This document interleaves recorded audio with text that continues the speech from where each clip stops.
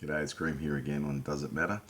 I thought we'd cover a few different news articles. I'll probably cover a video for each one. It was interesting to know, I was reading the ABC News here in Australia, and it was talking about boxing and the Tyson Fury Deontay Wilder fight, and how boxing's popularity continues to remain strong despite its near absence from now free-to-air television, but it's still strong as ever. And The bemusement of the author as to why it might be so popular still, because unlike other sports where head impact is a possibility, in boxing, as in kickboxing and MMA, the head impact is the point. It's part of the points that make up those sports, and you are going to get hit in the head quite hard, at least on occasion. Much greater frequency than most other contact sports. A few like football, NFL, so on, yeah, head impact there is very similar, but there aren't many contact sports that compare. So I understand his position, considering how important the brain is, and how much more we know about CTE and TBI and all those traumatic brain injuries and pathologies that emerge from brain damage to the brain.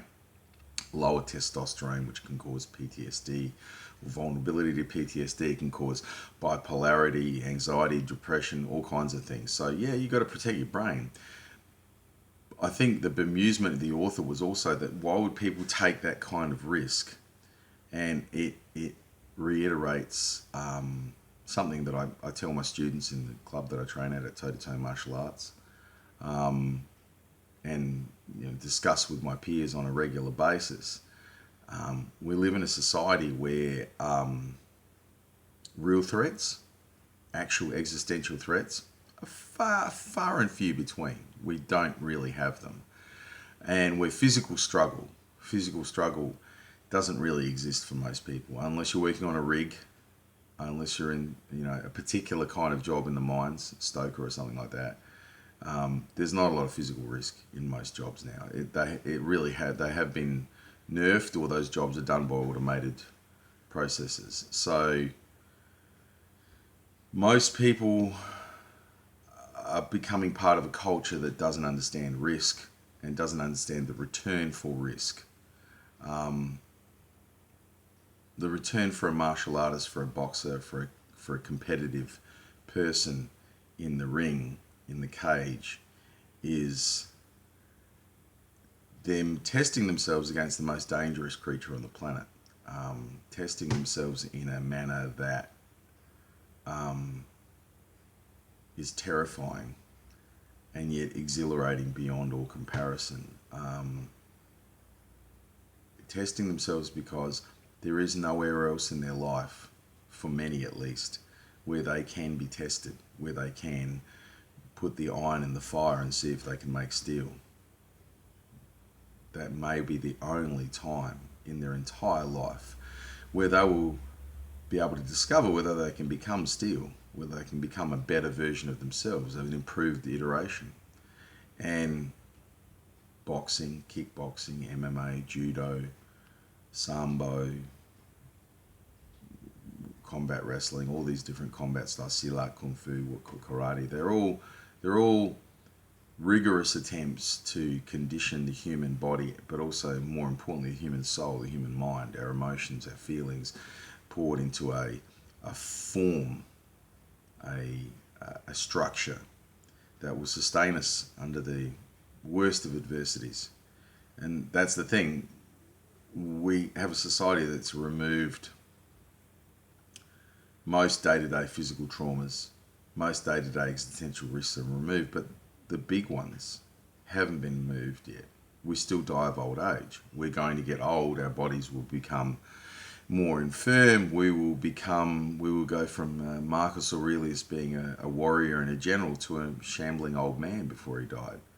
And we will need something like the philosophy that he had, that permeates martial arts, in order to transition from the strength of youth and middle age to the weakness and debilitation of old age. You need to have built a scaffolding inside you when your body gives out, when you may get cancer, someone you love gets cancer, when things that still happen with frequent regularity in the population, and though they're infrequent in our lives, they still occur. You need something to carry you through that and to let you come out of the other side of that, or if it's the end, to face it with gravitas and dignity, to enjoy that time as much as you can before the end comes, which it does for all of us.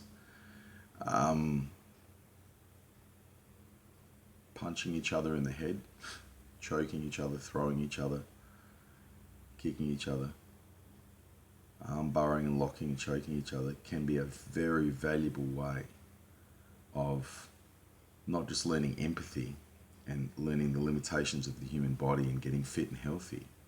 It can be a way of building an emotional and mental framework that allows you to survive the unavoidable strictures of living a mortal, flawed life. We're mortals, we're not gods. And we suffer certain things inevitably. And in order to negotiate those experiences with grace and with the capacity to learn from them and even enjoy them and experience them truly, to be mindful of them, takes the kind of brutal training that exists in the martial arts. So, yeah, a lot of fighters fight just for glory, but in the process they learn something about themselves. They learn what they're capable of, and that fighting spirit can carry you through an awful lot of trouble and suffering and heartache. So perhaps the ABC reporter needs to get back in the gym and get punched in the head once or twice and get choked out and actually experience that the fact that well can be dug deeper. The well of the soul, the well of character can be dug deeper. But it's not going to do it without a certain investment and a certain risk. There always is the risk that the next punch is the one that does some damage to you. There's always the risk that you get kicked in the leg and it pops the wrong way and now you have a permanent injury to your knee. There's always that risk. There is. And you have to go into it mindful of those risks. The returns are universal. The returns are common and the injuries are not.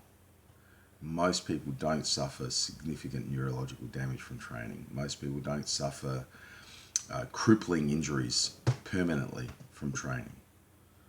And that's not to say that you don't get concussed and suffer some temporary neurological damage. It's not to say that you don't suffer temporary injuries that might plague you for years. But eventually you come out of the other side. There's the clouds part to reveal the true sky. Eventually you'll be clear, especially if you do all the right things and you show discipline in your rehab and your recovery and listen to your doctors and your physios. You'll be fine. Get the surgery that you need. Go on your waiting list if you need to. Do what you need to do in the meantime. It's all part of that character development as well. But you will come out of the other side of it, in by and large in most cases. There's always that occasional risk that you won't. There'll be some permanent accommodation that you have to make in your life. But it's worth it for the return. The returns are, as I said, common, frequent, and regular. And they make it all worthwhile. Thanks for that. More coming. Cheers.